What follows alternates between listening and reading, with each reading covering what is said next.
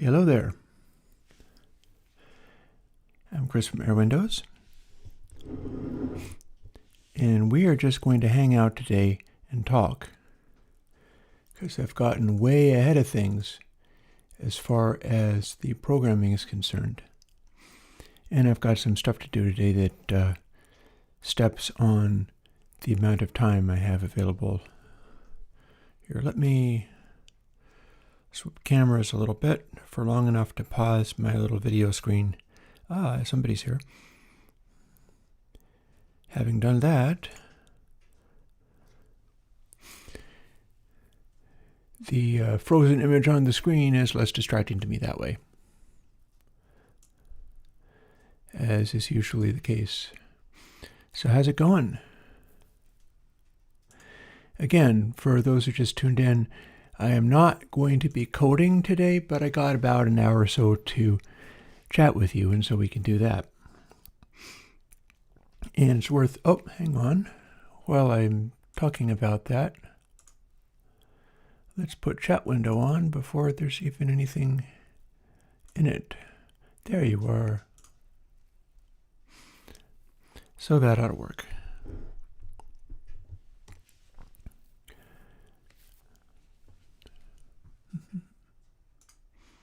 There we go.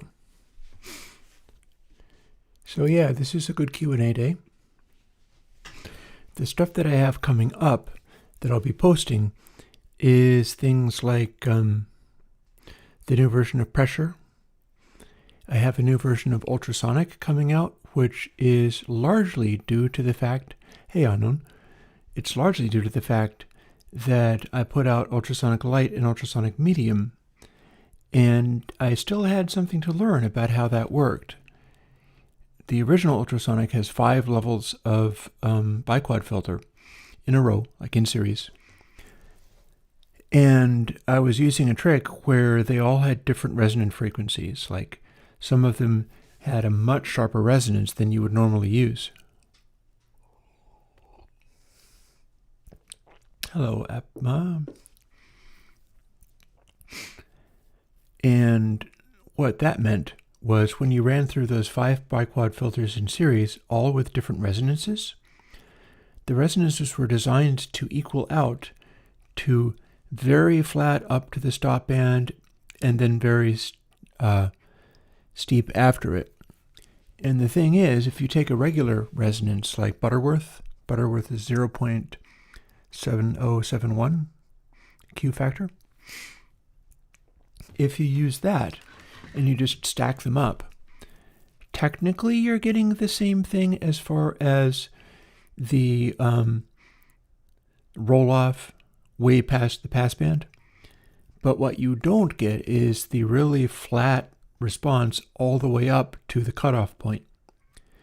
Whereas when you stagger the filters, like I did in Ultrasonic and also in Console 7 Cascade, what you get is the initial filter that is actually quite resonant. There's a big old peak there, but the way the filters are calculated out, it winds up being very flat right up to the point where it cuts off, and then it falls away rather quickly. And you don't get the same thing from just stacking up more Butterworth style filters. And so that gave rise to Ultrason X, which I think I may have actually coded on stream in recent weeks. And Ultrason X is basically the same thing. Like if you put it to the middle setting, it'll be the same thing as Ultrasonic Light, but it has 5 settings that match the resonant filter settings on the ones inside Ultrasonic. And what that means, and I have tested this, in fact I tested it on stream, is that if you put 5 of these Ultrason X filters on every channel of your mix, then you get the perfect to 20K and then cuts off rapidly after that. But the filters are distributed in the way that I had intended them to be used. And there's something else. If you do that and then put in a distortion early in the chain, you're hyping the highs going into the distortion quite a lot. And then the successive filters are cutting off what's happening after your distortion has put its edge on. So it's basically same frequency response, but anything that's part of the distortion or anything that's part of a nonlinearity is getting softened. And that's fairly similar to what I'm doing in Console 7. But it's like, this is such an interesting development that it might give rise to a Console 8. Because here's the thing. Or you could also use the original Purist console, not the Purist console 2, but the original Purist console, in conjunction with this. Because essentially what I've done is decentralize the filtering from the nonlinear plugins. And if you're using the Ultrason X, what you're going to get is the ability to shuffle around these resonant frequencies however you like. For instance, you could make it so that the softer ones come first, and then you have your distortions or whatever, or your summing, and then the bright one, the one with the high frequency peak, comes last. And that would have an effect on how bright the, because I believe these could happen in any order. It's just that where you put the bright one determines the shape, the topology of your mix, the topology of your virtual mixing console that you're working with.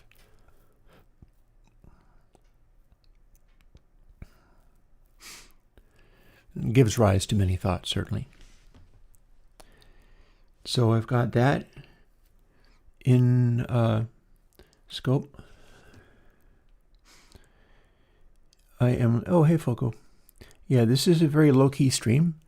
So if I'm going to keep talking, like if people have, those of you that have questions or anything, by all means, shoot. This is a really good day for me to answer you, because this is kind of a low-key day. I can't be on for as long. And I'm so far ahead in terms of plugins that I've coded that I kind of got to catch up in posting them. Otherwise, I'll eternally be going ahead, and then the live streams are going to be me programming something that people won't see for half a year. And that doesn't seem right. Another thing I could do is fire up Bespoke and start fooling around with that. I will say that I bounced back to Logic for some of the recent demos for a couple of reasons. One, people are more familiar with it. Two, although it's not the greatest way of showing stuff off, it does at least have the capacity for showing the plugins in a way that people are used to seeing them. Whereas in Bespoke, I would open them up, but it's fairly like small and confined and stuff. Excuse me. And I needed to use the scroll wheel to zoom in and show what plugin I was talking about, which I never did. So that said, I have other ideas that have been unfolding in Bespoke, because after fooling around with the synthesizers and things and making a point of having a sort of bespoke title card where it was Airwindows Free Music Studio, and I listed the kind of stuff I was going to use. I was going to use Bespoke, I was going to use Surge, I was going to use full bucket synthesizers and all my plugins, resulting in something where if you were watching that and you had a computer that could handle it, you could use literally all of those things. Everything that I had was available for free as long as your computer could handle it. And I'm thinking there's a lot of PC gamers who have impressive computers for other reasons and would be able to run with something like that. So I like those odds. I like the way that sounds. I also started running like my desktop computer rather hard, trying to keep up with all of it, at which point I discovered that it dovetailed fairly nicely into something that I had been doing in Logic, namely using my studio and the stuff that I've built, like, for instance, over here, this can feed into the bespoke, and I got, synthesizers and stuff, and have come up with ways of having things like the outposts as their separate little things.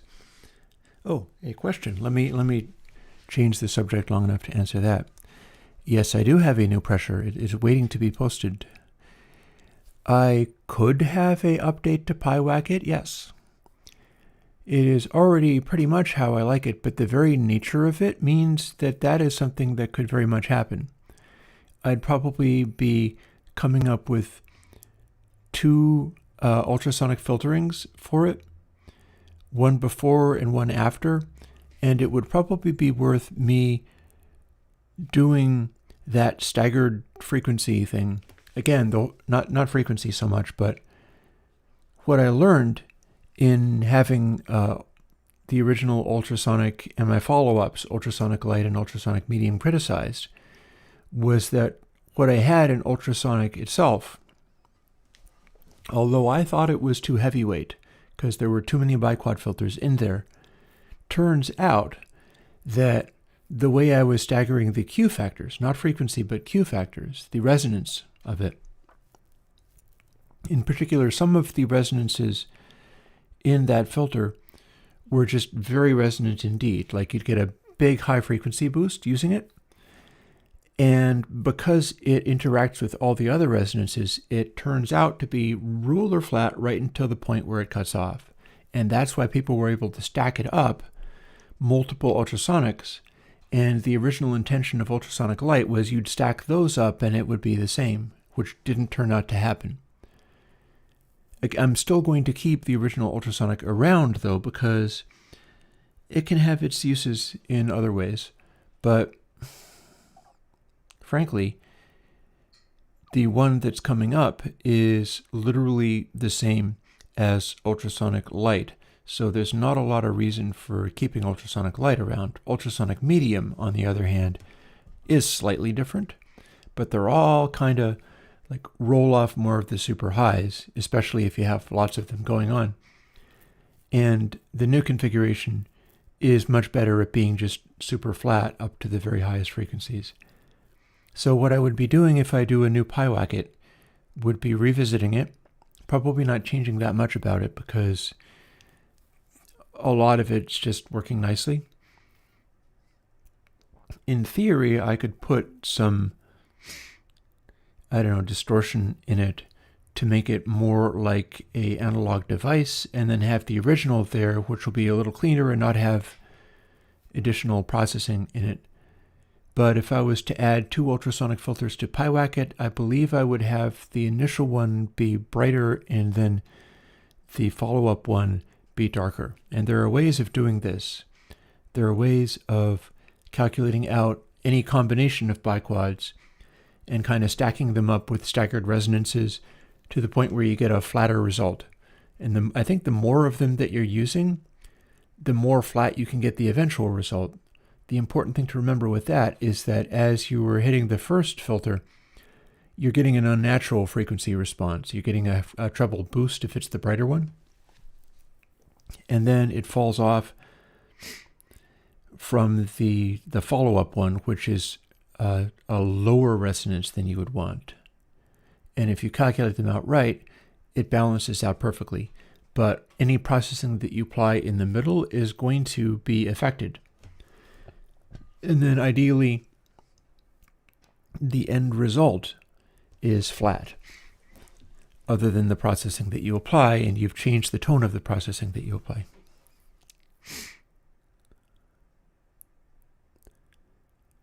Oh, I think you're going to like Pressure 5 then. Because here's the thing, what I've got in Pressure 5 is a number of things. And my recent videos for posting plugins haven't been using it, but it's become a part of my bespoke setup. Which, and I forgot to put back onto the Airwindows. Hi. The bespoke setup has Pressure 5 built into it now. And the reason is I have exactly the same as what it already was, except for I have a new control called paw claw. And what that does is it manipulates the mu control according to how hard you're hitting it. Turns out that has useful effects. Turns out that's able to like soften the attack of things, or you can make it cause the attacks of things to be brighter and more sort of spiky. And on the very end, I have a output trim control that can also boost, and an instance of clip only 2. So all things considered, the new Pressure 5 is a pretty killer 2-bus processor. You can use it for all manner of things. And you can also use it for just governing the overall compressedness, limiting, or not limiting so much as just peak catching. And I've already found it useful. Turns out I'm not quite done with the record that I was mixing. We finished up, and then rather than have any complaints about what I had done, the band decided oh, hey, this banjo on this track, I'm not happy with the performance on it. Let's cut another track. Please come back and let's remix this one song so that I can fix the performance on the banjo. So we'll be doing that this week. And all of that stuff was using the new things, including Pressure 5. When I'm able to show it to you, I will. The band is an acquired taste. I like them. But the sound is very much what I'm trying to get happening in modern Airwindows mix topology. And yeah. Posting Ultrason X is going to be really interesting, because Ultrason X is the one where it's oh, you thought console was confusing and tricky. Guess what? Now we have a even more elaborate system that you have to do just right. So it's going to be very challenging, but I feel that the results may be good. It's being able to do 5 bands of biquad filtering at 96K, distributed over the entire mix, and staggered in such a way that you have the full response, but everything about it is also kind of doctored to be able to get that big analog mix feel.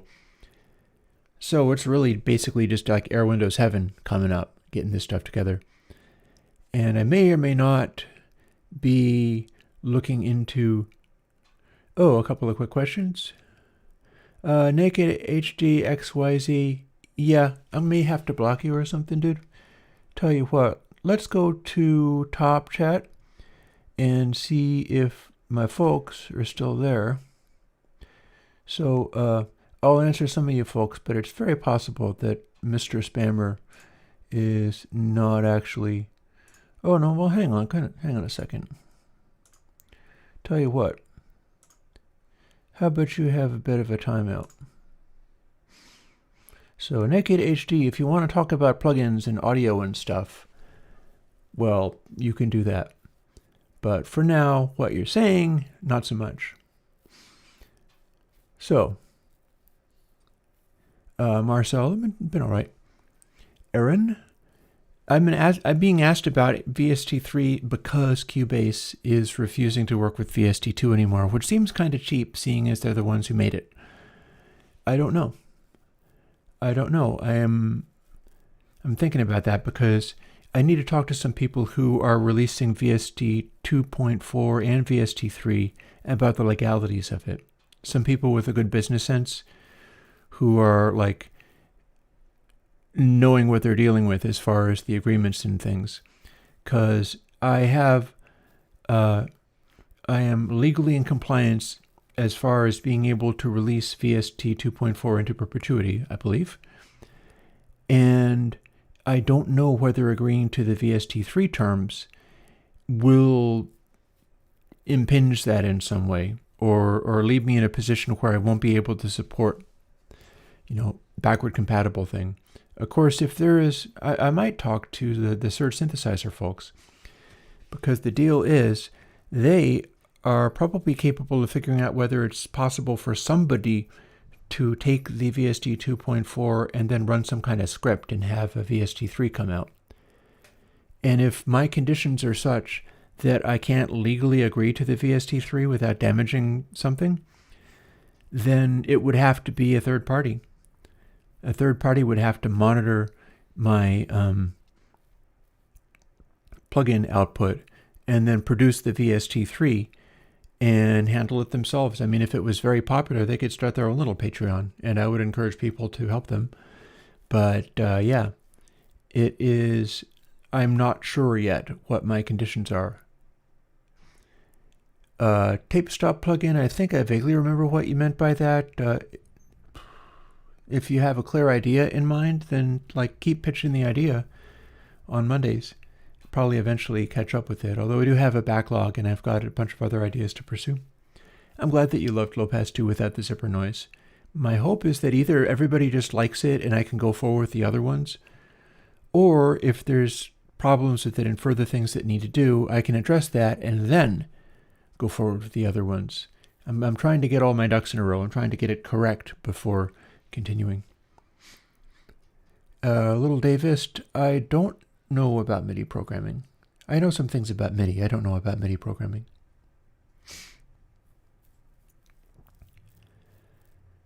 So yeah, the thing about the new ultrasonic plugin is that it looks like I'll be able to put together a much more people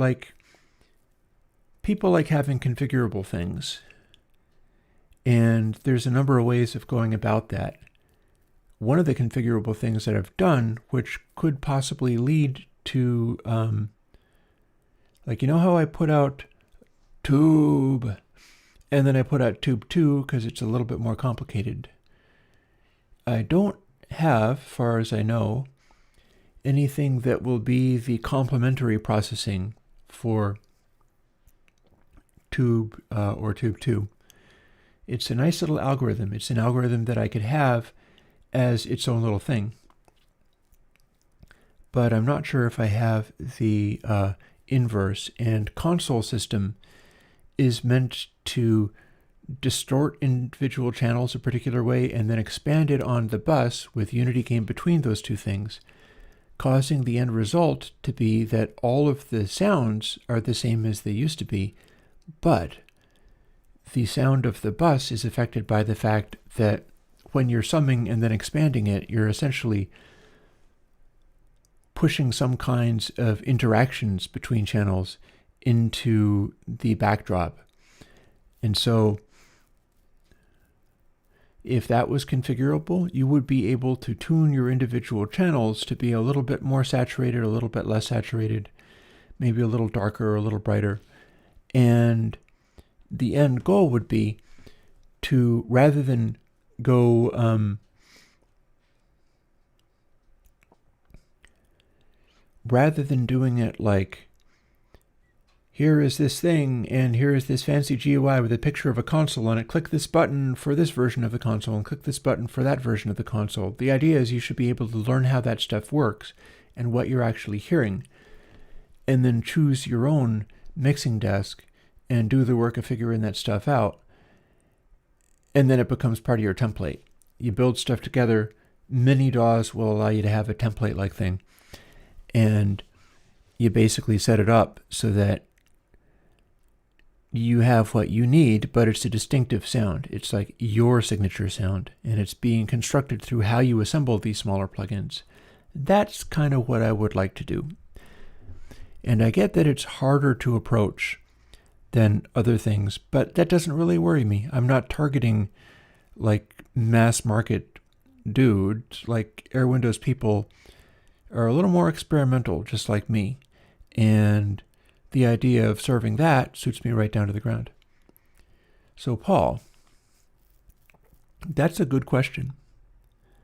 When you say, do you have a current tutorial for beginner or intermediate users to show how to put a mix together? Well, here's the thing, is I could be doing stuff like that in additional streams. Like I did a couple of those Airwindows Studio in Bespoke. And some of the concepts in there apply to other systems. It's just a question of which ones you use. So that could be another kind of live stream. It's just a question of how I go about it. And I don't currently have a tutorial, though I did have the intro kind of thing where, let's see, starter kit is what I had, and there were some instructions there. And it's probably would be best for me to take the time to actually talk people through that. So what I've been driving at with some of these things is I would like to make music again. That's one of the things that I kind of miss. I've been like getting a little bit slow about that, and I also get sort of blocked about it sometimes. I think I have an angle on being able to do better than that. But I also want to be able to teach people how to do this kind of stuff. And I also want to be able to teach people about how the classic stuff was made and show examples of that. So there are many things kind of in the works. One of them is I've put together the system so that I can hopefully start doing reacts to classic songs off record that I have a big old collection of. Because the idea is I've been able to identify a bunch of records that I have, some of which I've had pretty much all my life, because I bought them used when I was just a teenager, and they weren't all that much older than that. And I can check other people's React channels, which will show me which ones get blocked and which ones do not. And a surprising number of people, being veterans of the music industry as they are, understand that this is like the new radio, and it's always been a kind of thing where if you're in the music business, it's that you want attention. If you're able to make money, it's because you have a really good or a really ruthless business manager. And that's just the way it's always been. Hang on a second. Oh, no, that's fine. So there is the chance of playing music that's like kind of classic hits, because a lot of people, like I have a bit of a new connection who's been with me for the last week or so, and I'm going to be driving her out to the airport in a day or so. So I can't take all day talking to you guys, not today. But I played this person music, and this is not somebody who's super into pounding techno beats and house stuff, like modern stuff, not so much. But I had an old track that I had done back when I wasn't really engaging promotionally with stuff much at all. But I had tracked it with like drums and bass and a progressive rock arrangement and things. This was a good number of years ago. And that's one of the people who was like, this is actually good. Which, yeah. So part of my attention is on wanting to do music rather than just only plugins. And I have to make the effort to do that. But I mean, recent events have done some things as far as breaking me free of my logjam of not being able to create. Sometimes you just need to be in the right situation in life, I guess. But the flip side of that is also it reconfirms my notion that the, like 70s record style of things, there are technical reasons why that is important. Because this track that I'm talking about that I played and that pleased a fairly challenging ear that doesn't like just everything, that followed those rules too. And the album that I've just mixed for the band, that followed those rules too, and has been doing well as far as they're checking it out and seeing whether they like it. And rather than having any complaints, it's like my side of things apparently was great, and they just wanted to perform better and wanted to bring in a new track. So there's a number of angles on all of this. There's a number of things to do. Oh, Foco, yeah. If you liked my Evergreen series, that's exactly what I would like to revisit. And apostrophe, although I don't intend to do like there's a lot of changes underway. Here's one. My old cell phone. I can actually unplug it. It's my old cell phone. I actually inherited this from my mom. It has deteriorated over the years, and I have left it plugged in for too long and not drained the battery, so now the battery is completely shot, and the trade-in value of it is like $30. It's basically recycle bait. And so I am well underway. In fact, it should be this week towards getting a more modern phone, and specifically a more modern phone that would make it a lot easier for me to catch video in HD or beyond quality. In fact, HD or beyond quality, and recording it by ProRes. So it would essentially reasonably match what I'm able to do with like my real cameras, like the one that you're seeing me through, but be a lot more portable and produce a bunch of what you'd call B-roll, which is just video clips of various kinds. And that means it would be a good idea to start digging into Final Cut. Because, of course, there's this program called Final Cut Pro, and it's a video editor.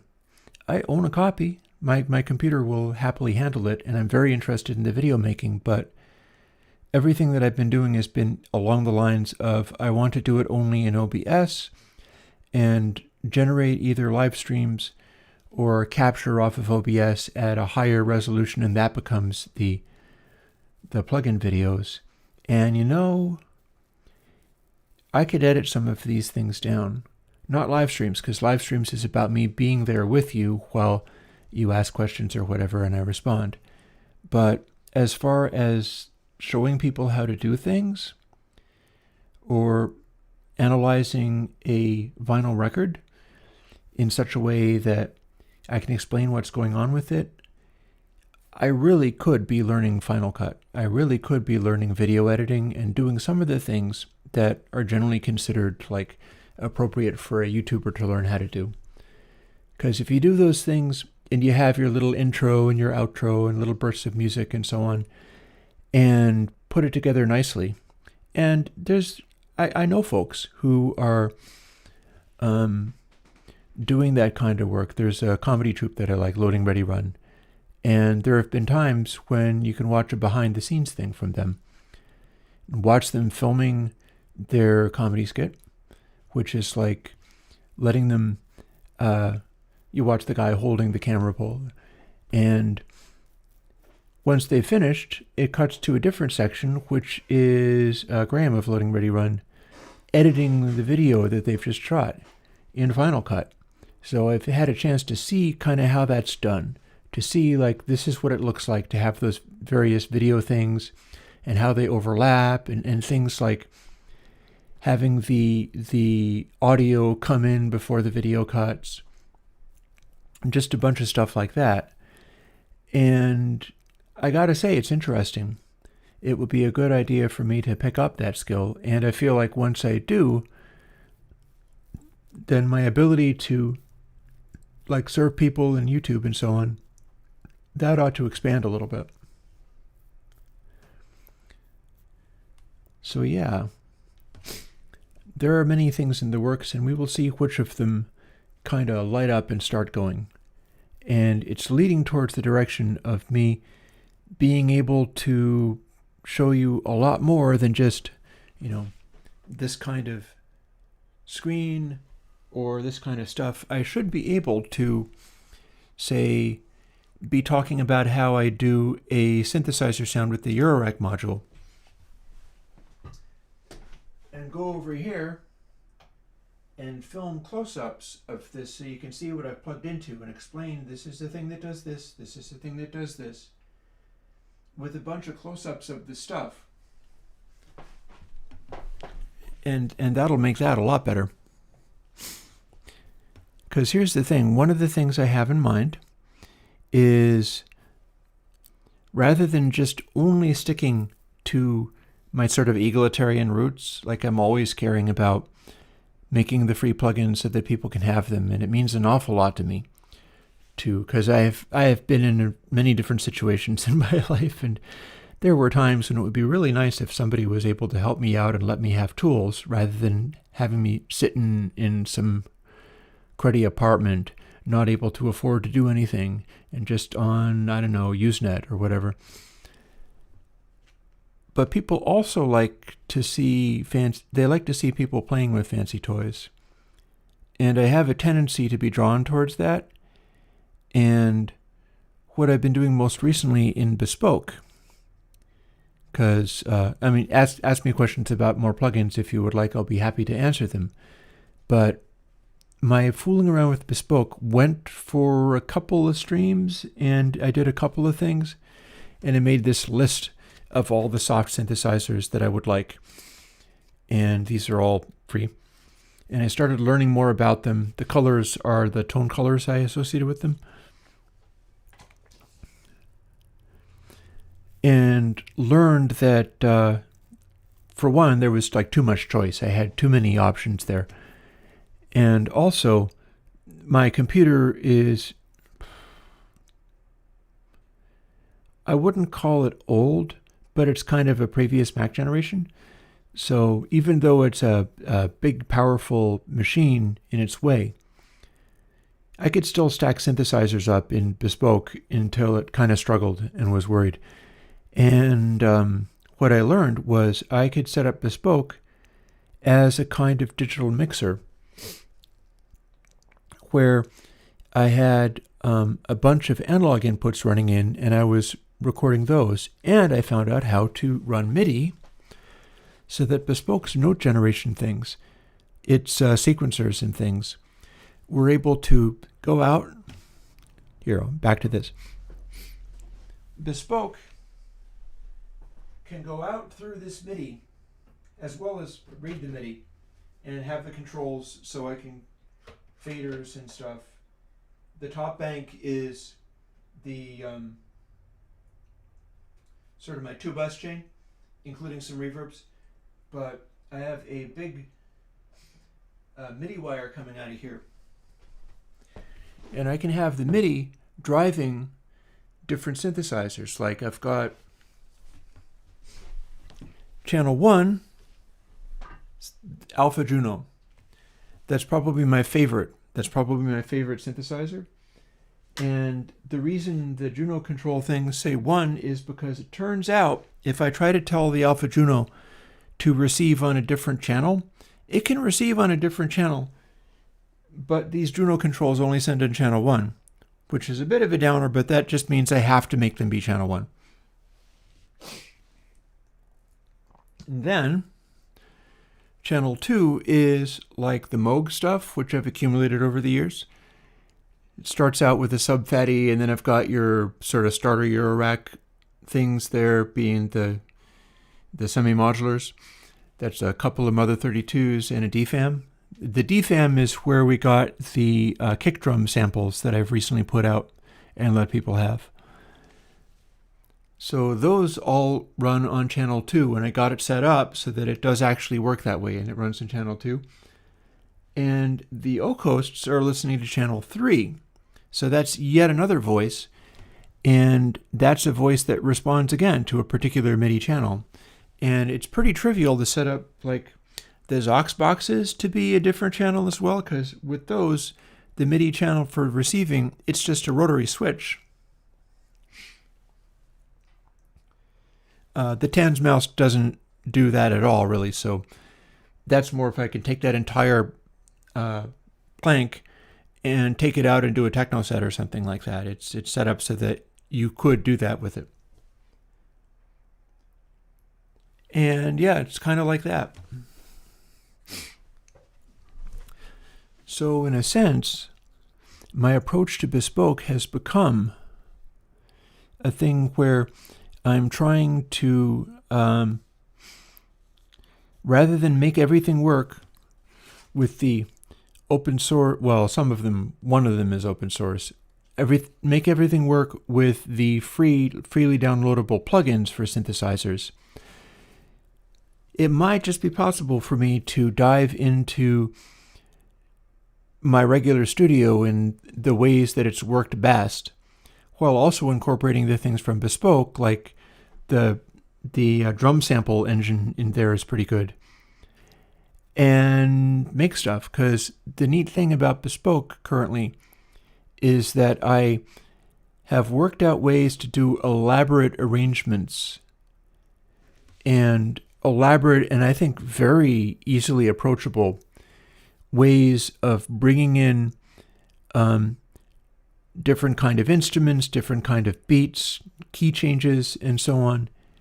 And it follows with the lead of what I've been doing before, but it just makes that a little bit easier. So it becomes a compositional thing, and it becomes an arrangement thing, as far as going, this section does this section does this, and we switch back and forth between them thus and so. I don't think Vital is on my list, although I will take your word for it that it is a open source synthesizer plugin for OS X and Windows and possibly Linux.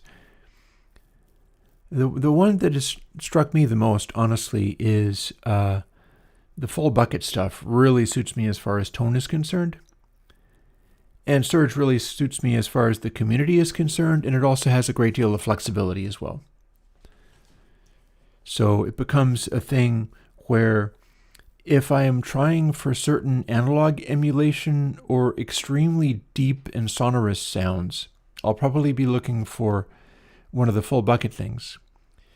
Surge, its entire aesthetic and its entire coding concept has been, the whole thing is based on 32-bit floats throughout without floating point dither ever.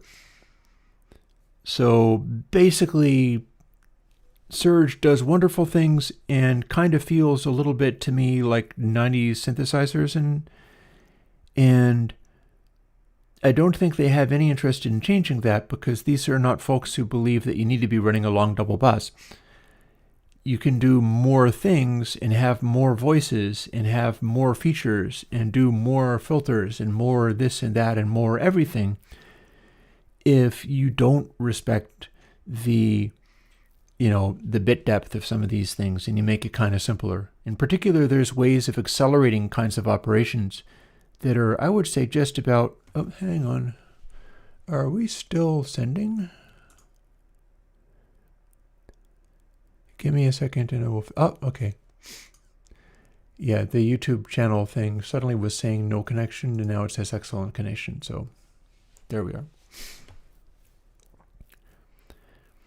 So yeah, it's this interesting thing where some of the stuff that I'm doing is strongly motivated to dive into the open source plugin world and have everything be doable, so long as you have a computer that's capable of running all of that stuff, at which point you'd be able to duplicate anything I was talking about.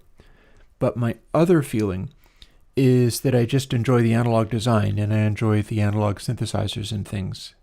That's always been my thing. That's what I try to approach. And so me figuring out how I can have Surge, Bespoke, pretty easily take in a bunch of hardware synths and drive them all by MIDI. It's like, MIDI is not my favorite processing approach. MIDI is kind of a serial bus that is not very fast, and so you really can't get tracker-like accuracy out of it. Instead, some of your notes are going to be slightly swung or hesitated. But Bespoke is able to run sample-based things with presumably tracker-like accuracy, and that means all of the MIDI stuff would be slightly delayed. All the notes you sound through MIDI have to happen one at a time, incredibly quickly. And there's also a latency as far as the sending the messages out.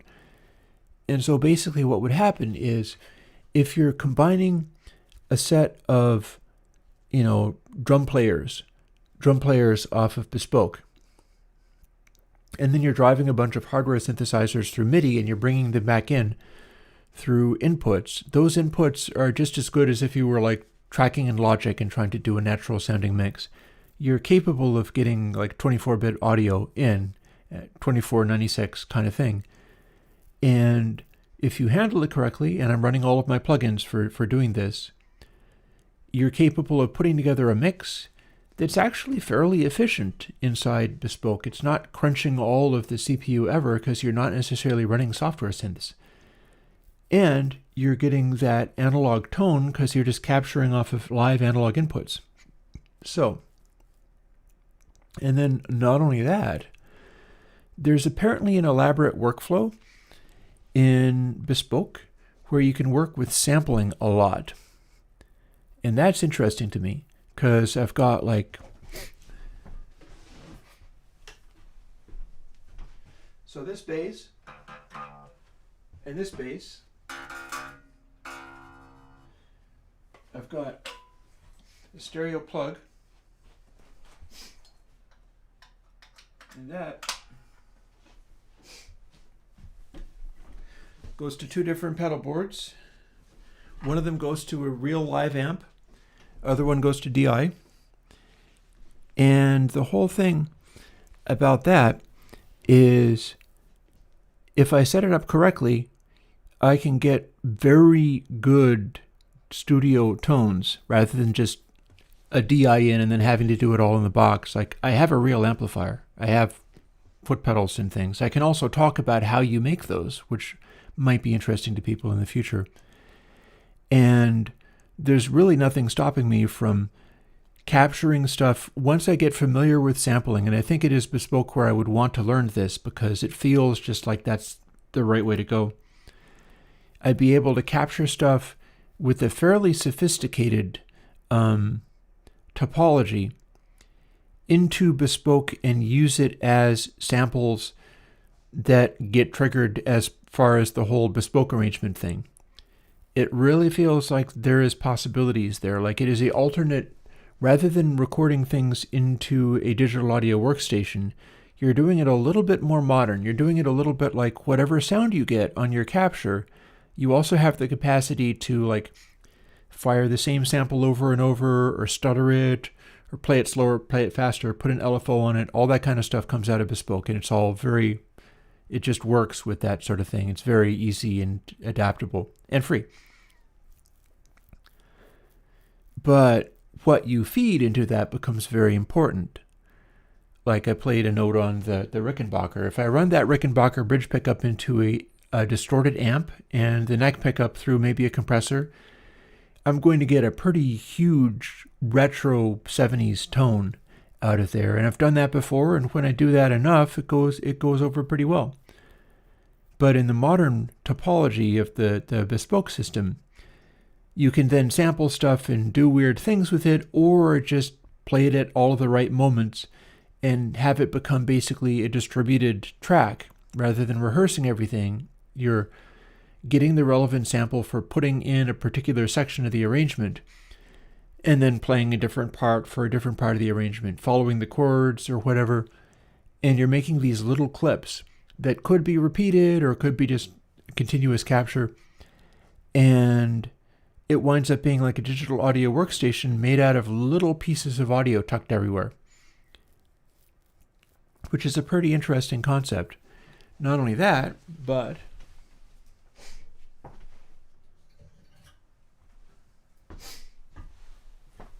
I've been doing some work with other things, such as microphones.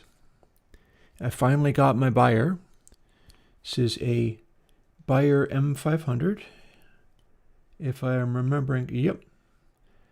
So it's a Beyer M500. It is a dynamic mic, but it's a ribbon microphone, and it's the kind that you got on a bunch of Eagles records back in the day. So this has a real knack for making anything that you sing sound kind of euphonic and polished and stuff. This has a knack of making anything that you sing sound like an old TV broadcast or something. You can be like, and it's very tough and it's very durable, and you can play a harmonica into it. King Gizzard and the Lizard Wizard has done a fair bit of that. This is a harp mic that they like to use. You can mic drums with it. You basically, everything that you mic with this, you get that extremely ruthlessly old school sound. And you can record using something like that, and then you don't have to do a bunch of plugins to fake it because you've got the guts of it on your initial capture, which is a very important thing.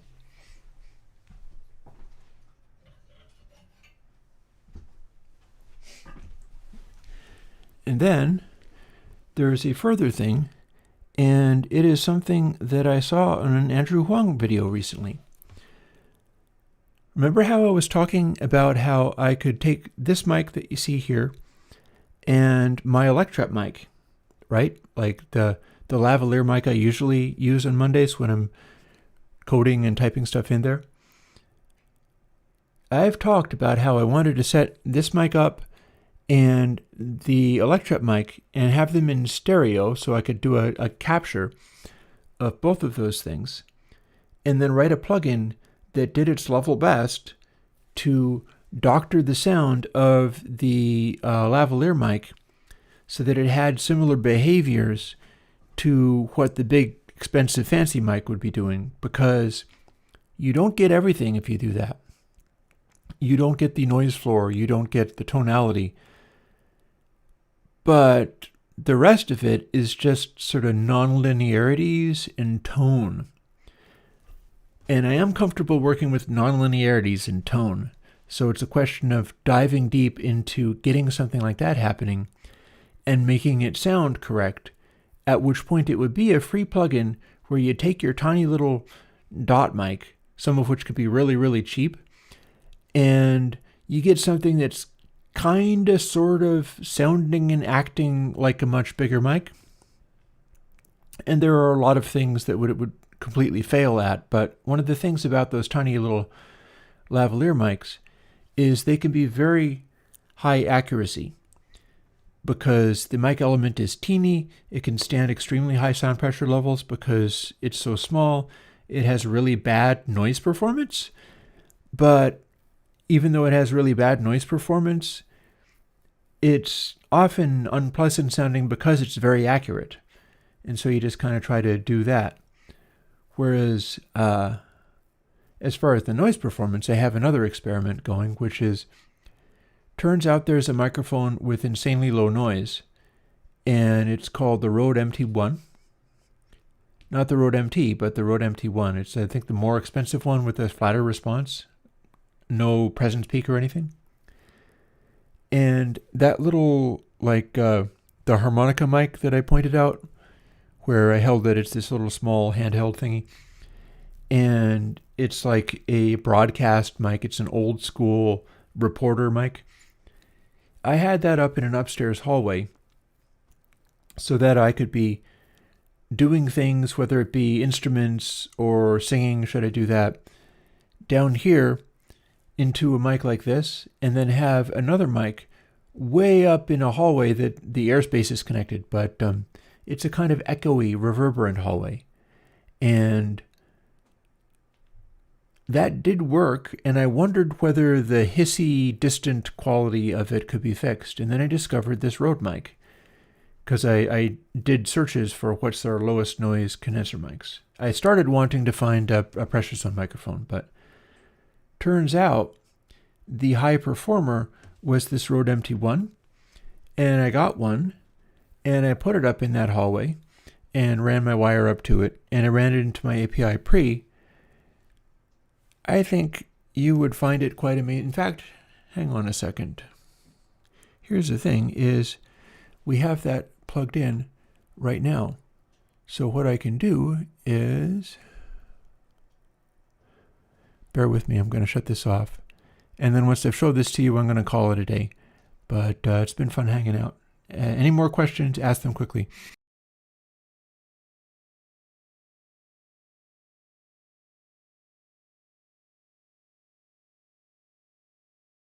And we are now being heard through that Rode MT1.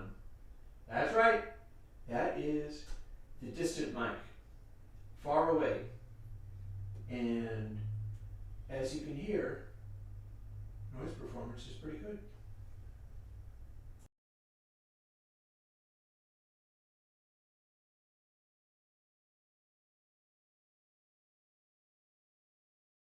It's just the kind of stuff that you might learn about in working with our modern world of music making and studio work and so on. You got to think of things like that. Like, I don't think I'll be able to make a plugin which is quite as impressive as that simple mic in a distant hallway thing. Oh yeah, it's all ambience. And the thing about that is you can, much like with the combining the lavalier and the fancy mic, you can record both of those simultaneously and mix them together. At which point you have an amazing vocal ambience because it is acoustic. And it's being picked up from far enough away that you don't get a lot of comb filtering. You're just getting a really intense acoustic ambience there. And, and one more thing. I mentioned Andrew Huang. The video that I saw of him was the video where he was testing out a new Macintosh laptop microphone. So the thing about that is he found that the Mac laptop microphone was extraordinarily high performance. Well, there's a variety of reasons, and one of them is that that's just how Apple rolls sometimes. Sometimes they slip, sometimes they dive into that a lot more. And he was, let me see.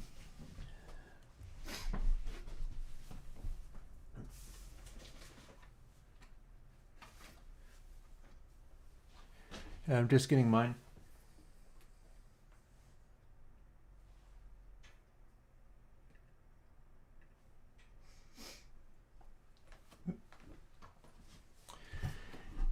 I have drained the power on mine until it was completely dead this morning and then charged it up, which took a couple of hours, and now it's good for another couple of weeks because I don't put this to very high use.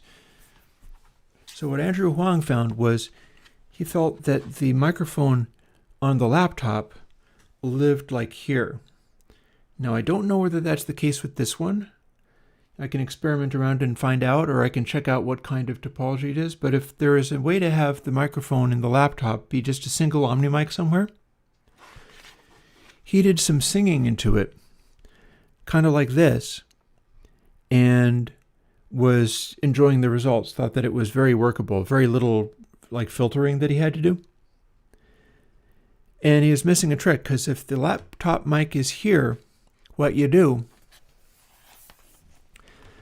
is you sing into it like this.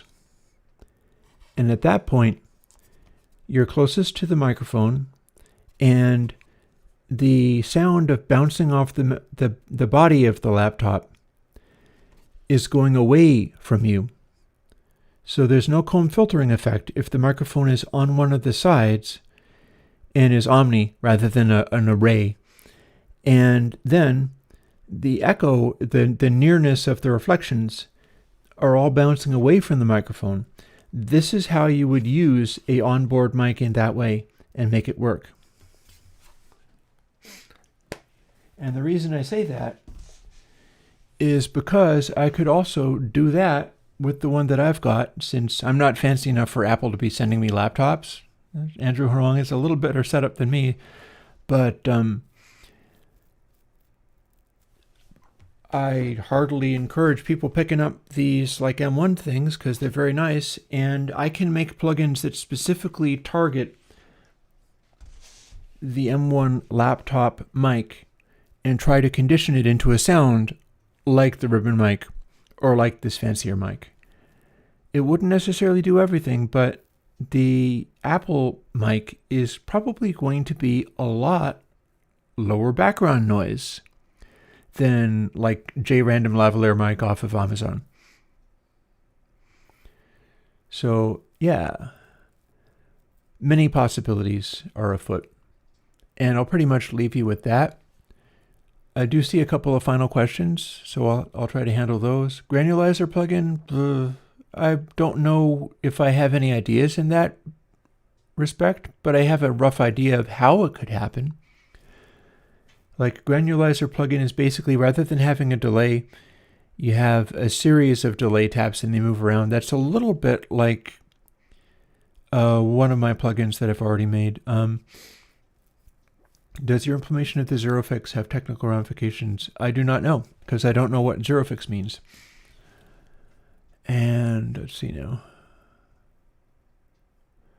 Nice to know that pure data is something like a scaled down bespoke. That's very cool. My hope is that bespoke is approachable enough that people won't be too frustrated with it or run out of steam with it.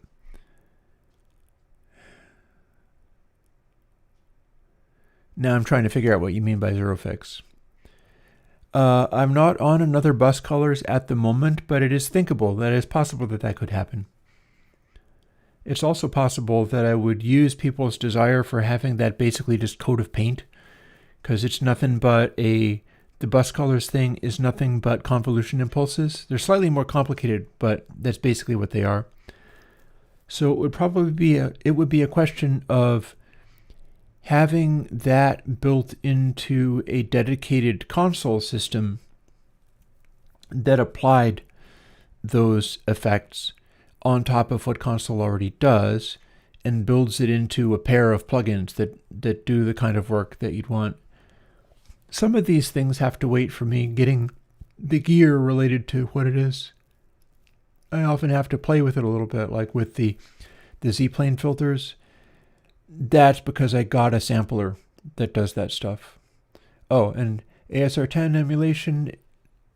Now what I'm wondering is that the sampler keyboard or is that a more of a synthesizer? I think it's probably the sampler keyboard, as I've heard about it because I like to watch the videos of the Daydream Sound, who's another YouTuber, and he likes talking about ASR10. So I will go and look at those ASR10 videos from the Daydream Sound. And if anybody's interested in what Ben's talking about, I would encourage you to do likewise. And I'll see what I think, because that's probably more approach like, divide by zero. There is no divide by zero fix. You should just never be doing it. Like there should never be a divide by zero thing. If you have that, then it's undefined behavior and you should never have that.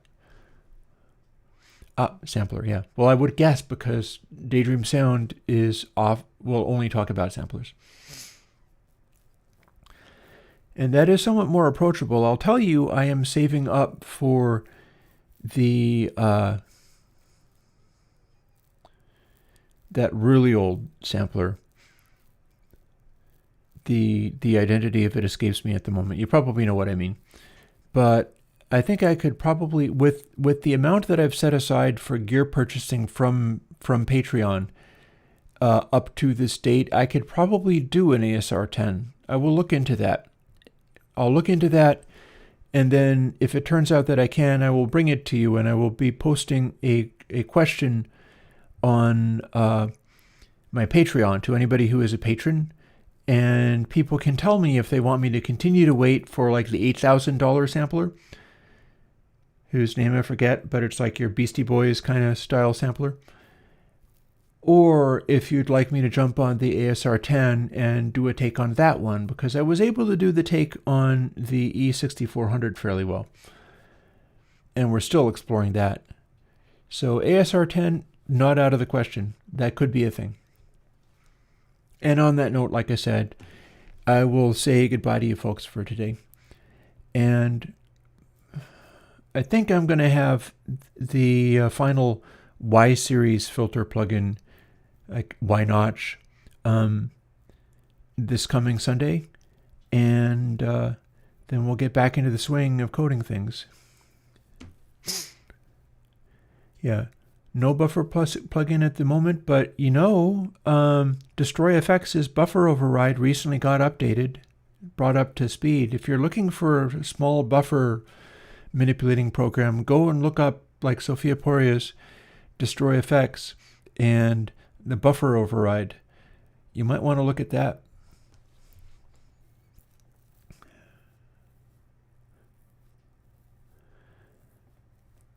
Alrighty. So I will say good day to you all, and we'll catch up later. And if I have stuff that I can do where I'm streaming more, I'll let you know.